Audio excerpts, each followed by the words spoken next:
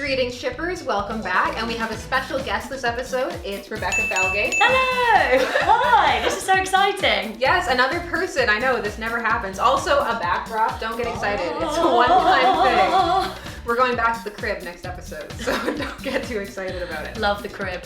But right now we're arguably in the crypt. Potentially. It depends what I put back there. It might be nothing. So we're here today because we are both fellow Slytherins and Harry Potter aficionados, or at least we like to think of ourselves as such. Absolutely. And as such, we also enjoy a good ship here and there. Yeah, I'm a big fan of a ship. I've been watching Shipper's Guide to the Galaxy for a long time, and we are the right side of evil, I would say, in the Slytherin house. And we've decided that Slytherins need love too. They do, because they get a bad rep. We have terrible cred, and all of our pairings tend to be with Gryffindors for some reason, like they're trying to elevate us or something. We don't need that, because Slytherins are awesome already. So we're here to discuss just some different forms of ships that we found for Slytherin House. And because when I did my Q&A, a lot of you said you don't have people to talk about your ships with, and I think that's sad, because it's always fun to talk about shipping. So think of this as just talking with two girlfriends about your favorite ships. And about your favorite Slytherins that sometimes do get the chance to get out of the dungeon and find love. Exactly. So on my channel, we've done quite a few Slytherin ships. By quite a few, I mean 3. That's quite a few, I think. We got Drarry, Dramione, Draco, which I think you also want to talk about. We'll be talking about Draco today. You can never talk about Draco too much, I think. You can't. You really can't. Ship. Also, it gives you a chance to show the Draco footage, which... Exactly. That should just be the entire video. You don't even need us here. Just Draco. So I really want to talk about Ginnaes. What is Ginnaes? It's Ginny Weasley and Blaise Zambini. Weasley Zambini. Sounds fun. It is fun. So we know that Blaise Zambini does find Ginny Weasley attractive. He even deflects answering a question posed to him by Pansy Parkinson. Ginny Weasley and Blaise Zambini meet at the Slug Club, and there's a little bit of tension between them. They're both high achievers, but they're a Gryffindor and they're a Slytherin. Blah. Ginny and Blaise are both on their respective houses' Quidditch team as well. Sometimes we know that there's tension on opposing sides, but that tension can lead to love. Ginny calls Blaise out for being vain, but this could be seen as a little bit of flirting on the Weasleys' behalf. Plus, she is a pureblood, so that should be pretty good for Blaise. Also, what I do like about Blaise is that, sure, he's a Slytherin, but there is no suggestion that any of his family members were Death Eaters, so I guess he's on the right side of Slytherin. So, shippers, it is the moment that you've all been waiting for. It is Drapple. Yay! So is anyone good enough for Draco Malfoy's pureblood heart? I was starting to think no, but then I saw him with this Granny Smith apple. Ho ho ho! Drapple started to become a thing in The Prisoner of Azkaban as Draco Malfoy was seen taking a very longing bite out of his green apple. Obviously it couldn't have been a red one. He's on brand all the time. Again, it was repeated in The Half-Blood Prince as a apple comes out of the vanishing cabinet. He looks longingly and mysteriously at the apple, but then their time is over. Oh, it's painful. When will Drapple be united? Now. So you've heard of those past ships, and they have something, proof, a little bit of canonicity going on, but we know on this channel you don't need that for a good ship. So enter Ron and Pansy. These two are huge in the fandom community. People just think that Ron is going to get with this Slytherin. But why? There is already a trope wherein Ron is deemed Ron the Death Eater. It's usually a way to get Ron out of the trio and get Draco in. Fans seem to like the idea that these two essentially side characters would find love together, and that there's more to each of them than meets the eye, at least more than is presented in the novel at least. So all of the ships we've been talking about so far have had one thing in common aside from being with a Gryffindor. They're also good. As in, the people in them are good. This isn't an evil or dark ship, but Slytherin is renowned for having some very dark ships. So let's talk about Temeri. Some of you guys want a full video on this, but let's just dive into it a little bit right now. This is of course Tom Riddle and Harry Potter, which is a bit of a side pairing to Voldemort and Harry Potter, but that's something else entirely. Tom Riddle and Harry Potter comes to us from the Chamber of Secrets, but mostly the film because a lot of fangirls had a crush on that actor. There's just a lot of potential in Harry's backstory that lends credence to the idea that he could have been in Slytherin and has a very deep Slytherin connection. And lots of fans like to play with the idea of a darker Harry. And what better way to do that than get him involved in some kind of ship? Okay, I also have to admit that I had a huge crush on Tom Riddle, but perhaps if he hadn't been put in Slytherin, he wouldn't have become evil.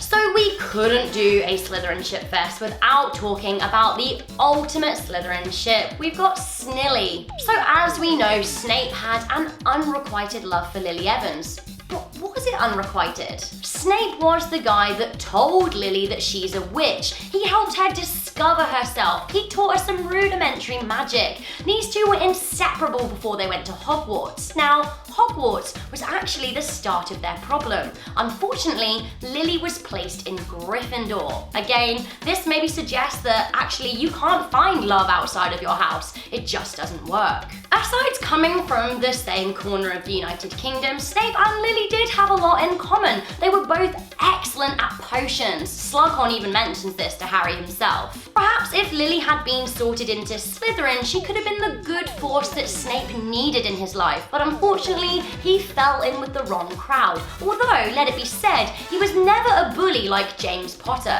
There is actually a little bit of suggestion in the books that Lily could have returned Snape's feelings had he not fallen in with the Death Eater crowd. Again, if these two had been sorted into the same house, perhaps their love would have grown. In the end, Snape did go the wrong way, but Lily was his driving force from turning from the dark to the light. He betrayed Voldemort in favour of Dumbledore to save Lily. In the end, unfortunately, Lily couldn't be saved, and we see him cradling her dead body. Then, as we know, after her death, his Patronus was a doe, the same as Lily's. I, for one, think that things could have gone a different way for this pair, and perhaps he might have been better for her than James Potter. Okay, I may have made up the ship name for this, but we have Mark T. This is Marcus Flint and Katie Bell. If you can think of a better ship name, let me know. There has actually been quite a bit of fan fiction about this pair, so I'm not the only one that sensed a little bit of tension there. Marcus Flint is head of the Slytherin Quidditch team. As we know, Katie Bell plays Quidditch for Gryffindor. Now, once again, we've got that classic opposing team attraction. They're both very passionate about what they do. Katie is arguably a little bit more intelligent than Marcus, but Marcus, for all of his wrongs, is a talented sportsman, so perhaps they could complement each other well. My favourite piece of Mark T fanfic is Ink Under My Skin, which focuses on Katie Bell becoming a healer